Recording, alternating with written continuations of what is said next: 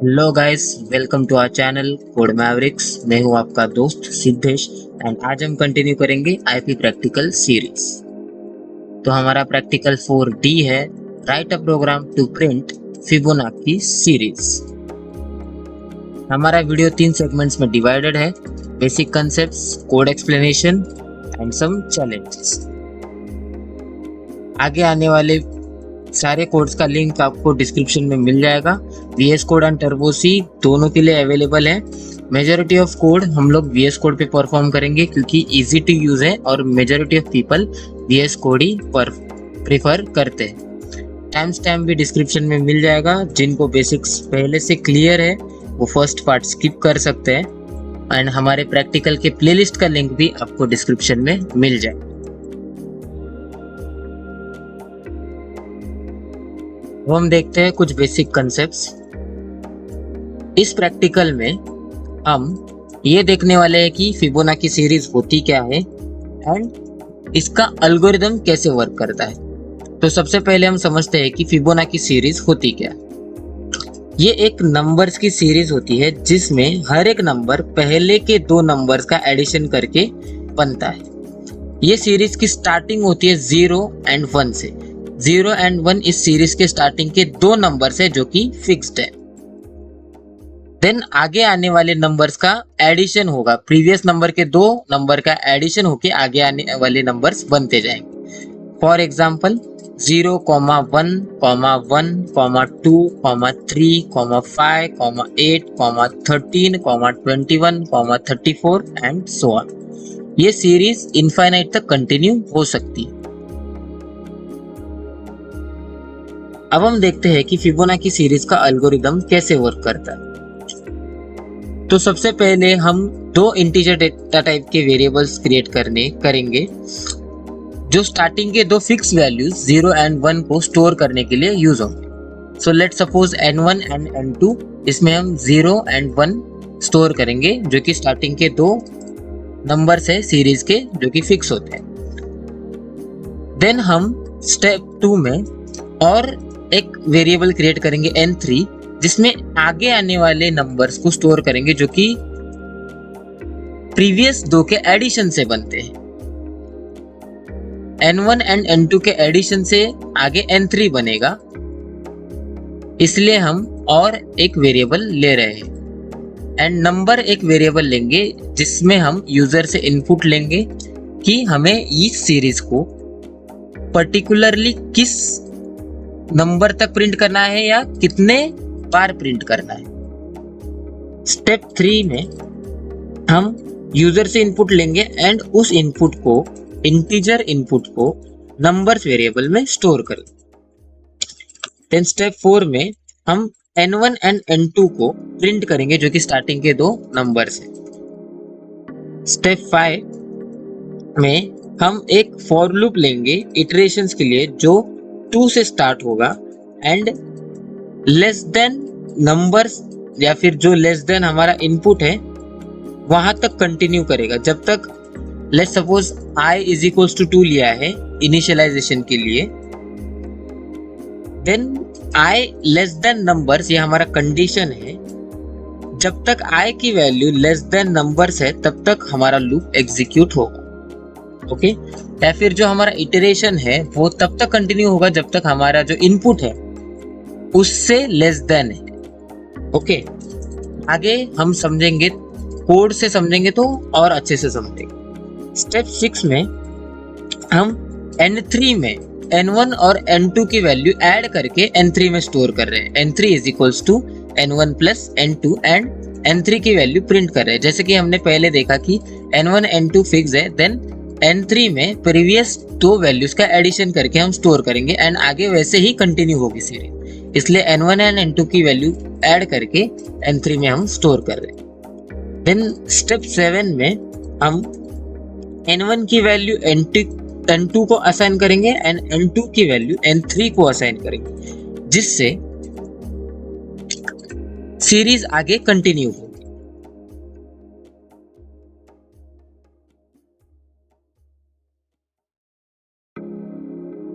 हमारा next segment है code explanation.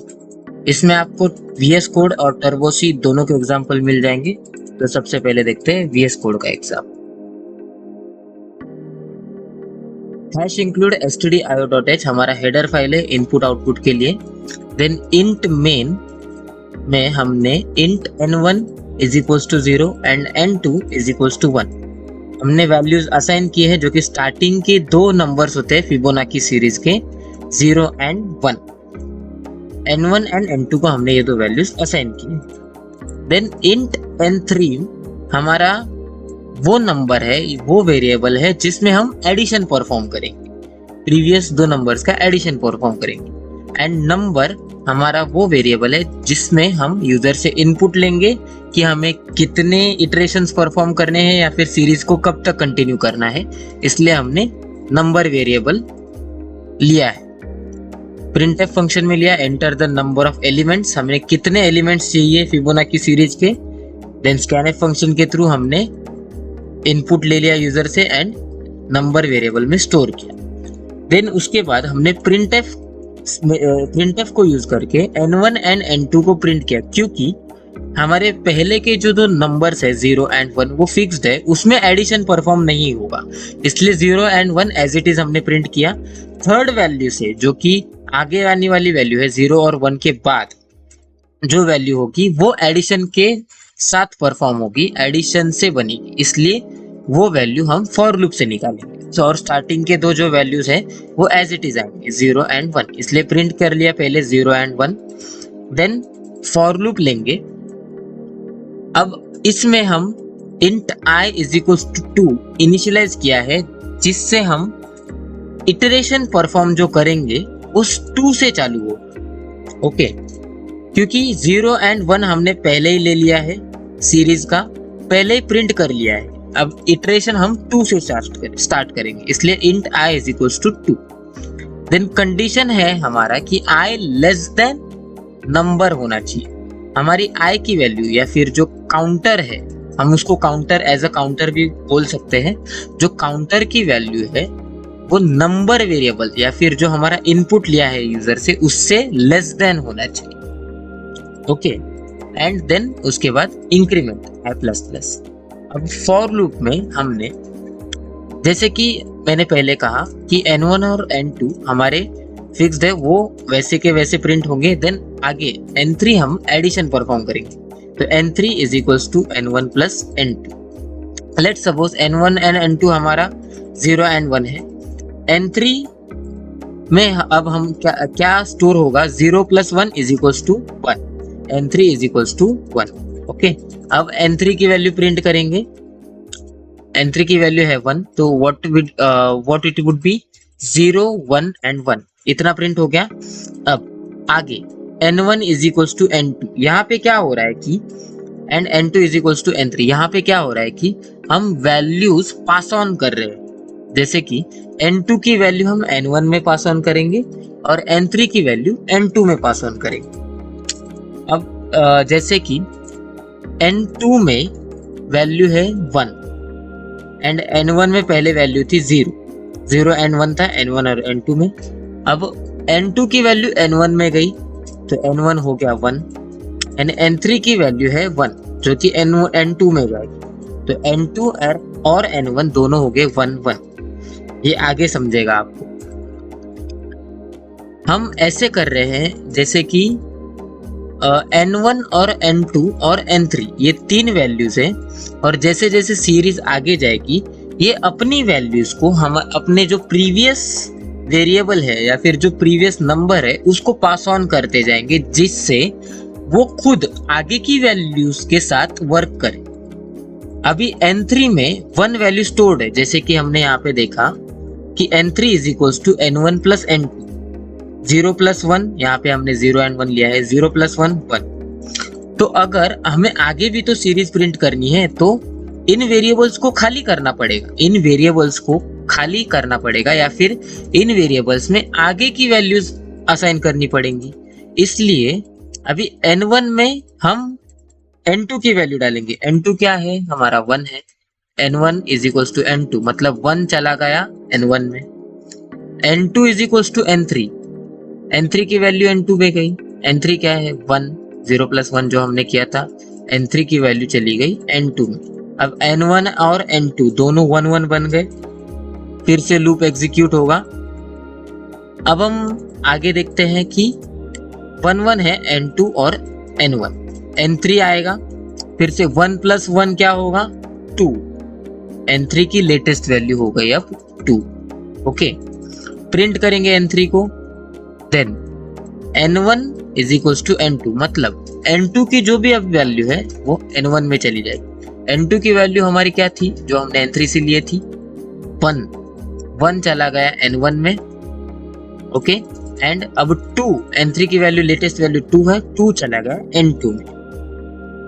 अब इन दोनों की करंट वैल्यू क्या है n1 और n2 की 1 and 2।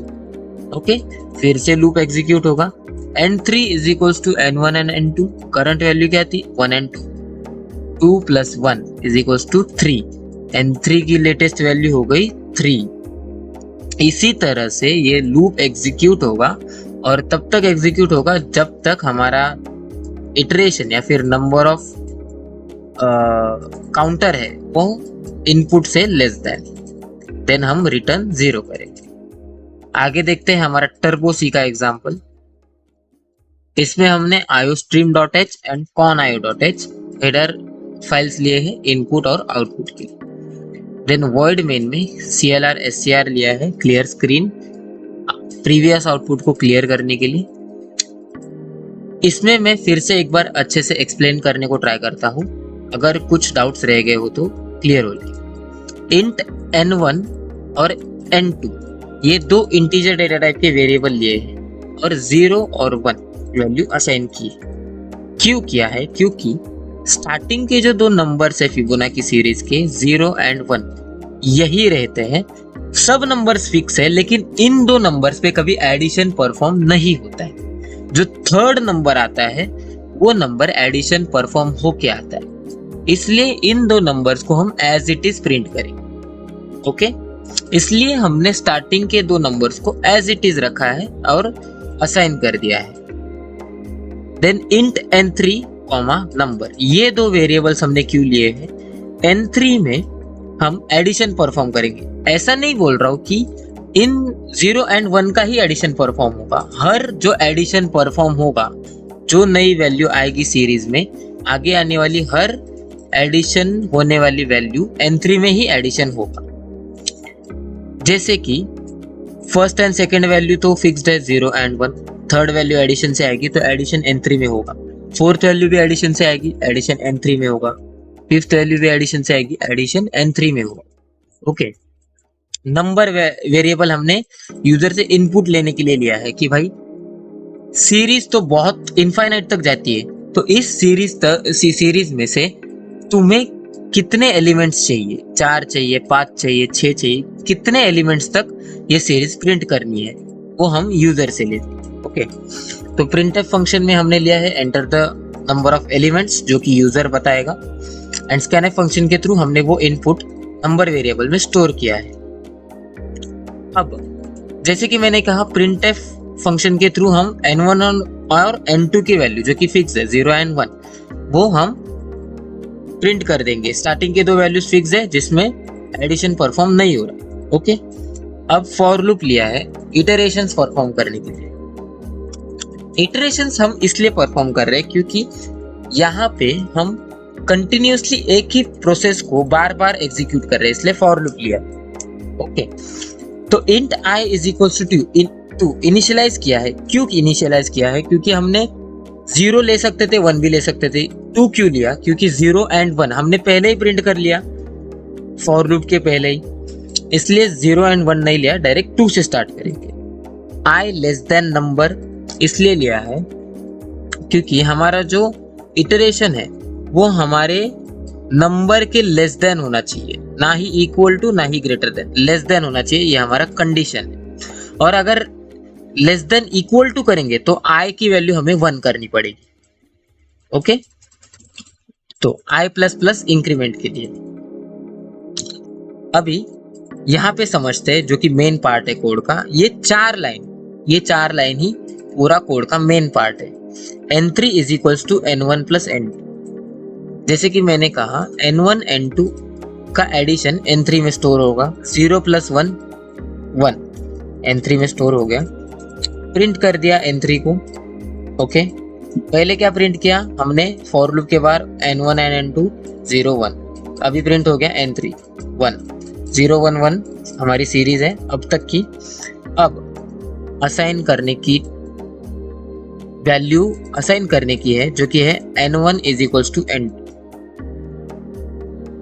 अभी n1 की वैल्यू ब्लैकआउट हो जाएगी या फिर रिमूव हो जाएगी जब n2 की वैल्यू उसमें असाइन होगी।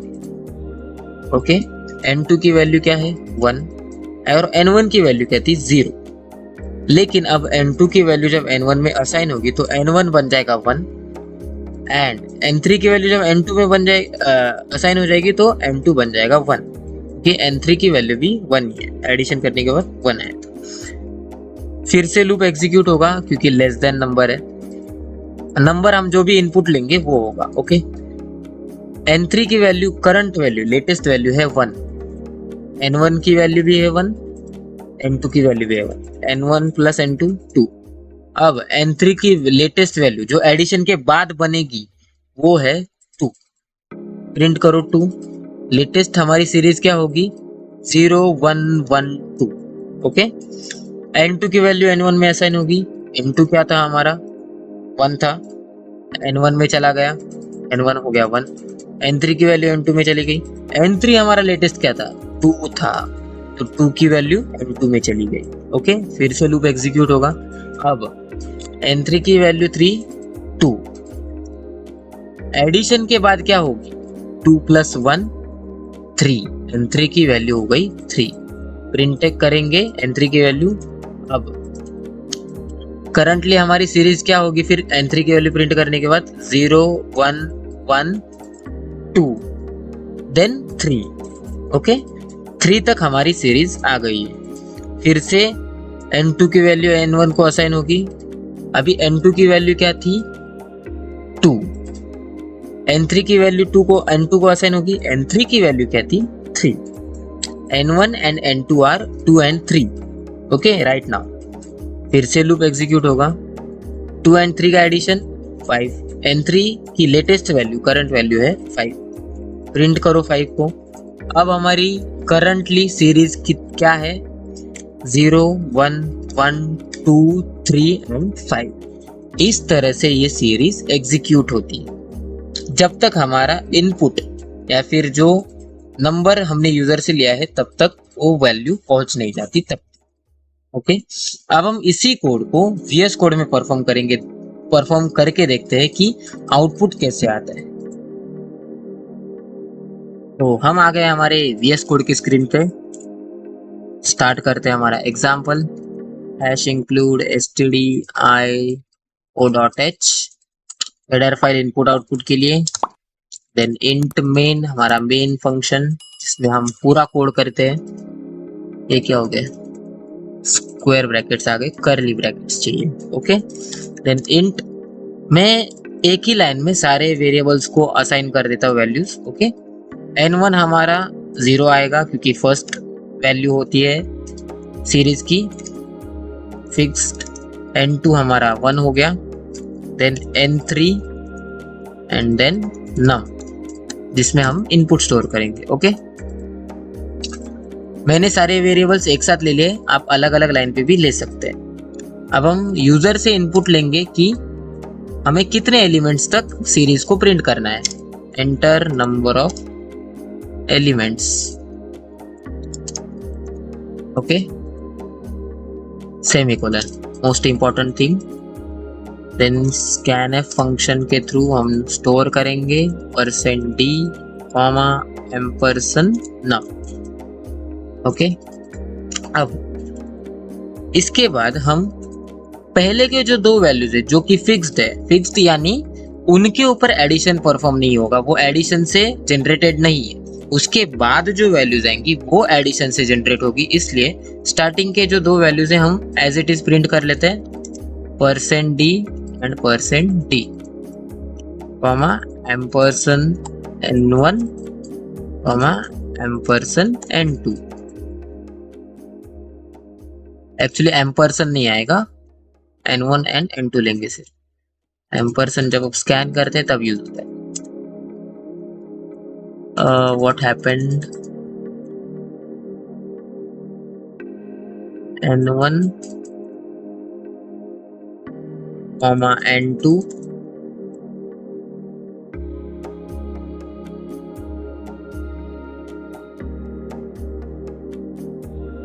ओके। हमारा वेरिएबल का नेम गलत है, यहाँ पे हमने 2 बार n1 ले लिया है, यहाँ पे n2 आएगा। यस, एरर चला गया। अब हम फॉर लूप लेंगे जिसमें हम इनिशियलाइज करेंगे i की वैल्यू 2 से, मतलब जो काउंटर होगा हमारा वो 2 से चालू होगा। 2 से क्यों? क्योंकि 0 और 1 हमने पहले ही प्रिंट कर लिया है, इसलिए हम 2 से स्टार्ट करेंगे। और i की वैल्यू लेस देन नम होगी, जो कि हमारा यूजर इनपुट होगा। ओके, अब बॉडी में लिखते हैं n3 is equals to n1 plus n2, जो कि मेन पार्ट है जिससे सीरीज आगे कंटिन्यू होगी। जैसे कि मैंने पहले कहा, n3 में हम n1 और n2 का एडिशन करके जो आगे के नंबर है वो एडिशन से आएंगे, तो ये है हमारा एडिशन। तो इसको प्रिंट कर लेते हैं, %d, n3। ओके, 2 एलिमेंट्स हमने पहले प्रिंट कर लिए, n1 और n2, अब ये n3। अब इस सीरीज को 3 वैल्यूज तक तो हम लेके आए, अब आगे कंटिन्यू करने के लिए हम असाइन करेंगे वैल्यूज को। n1 is equals to n2, n2 is equals to n3। ये थोड़ा कंफ्यूजिंग हो सकता है कुछ लोगों के लिए, लेकिन है एकदम इजी। हम बेसिकली इतना ही कर रहे हैं कि सीरीज को आगे बढ़ाने के लिए नंबर्स को हम असाइन करते जा रहे हैं पिछले वेरिएबल्स को, बस इतना ही। जैसे कि हम आगे आने वाले नंबर्स को हम तभी स्टोर कर पाएंगे n3 में जब प्रीवियस नंबर्स खाली होंगे, या फिर n3 खुद जब एम्प्टी होगा तभी हम आगे आने वाले नंबर्स को उसमें स्टोर कर पाएंगे। इसलिए रिटर्न 0। हमारा कोड ऑलमोस्ट हो गया है, चलो रन करके देखते हैं। Ctrl+Alt+N दबा के हम डायरेक्टली एग्जीक्यूट कर सकते हैं, ये शॉर्टकट है VS कोड में रन करने का। एलिमेंट्स हम 9 तक लेते हैं, 0, 1, 1, 2, 3। एक्चुअली हाँ, हमारा आउटपुट आ गया है, लेकिन यहाँ पे हमने सिर्फ एक कॉमा नहीं डाला। ओके, हमारा अब फिर से एग्जीक्यूट करके देखते हैं, Ctrl+Alt+N। 9, यस, 0, 1, 1, 2, 3, 5, 8, 13, 21। हमारा आउटपुट सक्सेसफुली आ चुका है फिबोनाची सीरीज का 9th एलिमेंट तक। हमारा लास्ट सेगमेंट है सम चैलेंजेस। इसमें हम आपके लिए कुछ चैलेंजेस लेके आए हैं जिनके कोड्स आप हमें कमेंट सेक्शन में शेयर कर सकते हैं। तो हमारा फर्स्ट चैलेंज है आपके लिए, write a program to find the sum of Fibonacci numbers from 1 to 100। And second challenge है, write a program to find the even Fibonacci numbers from 1 to 100।